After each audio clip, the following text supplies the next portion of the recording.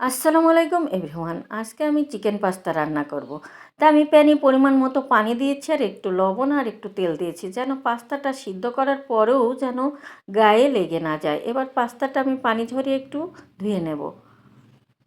প্যানে এবার পরিমাণ মতো তেল দিয়ে নিয়েছি, দিয়ে চিকেনটা একটু ছোট করে কেটে নিয়ে এগুলো একটু ভালো করে ভেজে নেব।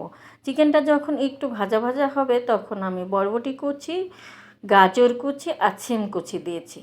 দিয়ে এটা ভালো করে নেড়ে নেব আর একটু স্বাদ মতো লবণ দেব। দিয়ে আরেকটু নেড়ে নিয়ে এবার টমেটো কুচিগুলো দিয়ে দেব, দিয়ে আরেকটু ভালো করে নাড়ব। এবার আমি মশলা দেব, ধনিয়া গুঁড়া, জিরার গুঁড়া, শুকনো মরিচের গুঁড়া আর অল্প পরিমাণ হলুদ। দিয়ে এটা একটু ভাজা ভাজা করে নিয়ে মাঝে একটু ফাঁকা করে একটু তেল দিয়ে নিয়েছি, দিয়ে পেঁয়াজ কুচি, রসুন কুচি আর কাঁচামরিচ কুচি দিয়ে একটু ভালো করে ভাজা ভাজা করে নেব।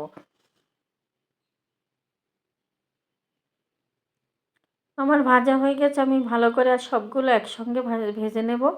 নিয়ে এবার সিদ্ধ করে রাখা পাস্তাটা দিয়ে দিয়েছি, দিয়ে একটু নেড়ে নিয়েছি। এবার প্রাণ স্বাদে মশলা আমি 2 প্যাকেট পরিমাণ দিয়ে দেব, এটা দিলে খেতে আরও সুস্বাদু লাগে পাস্তাটা।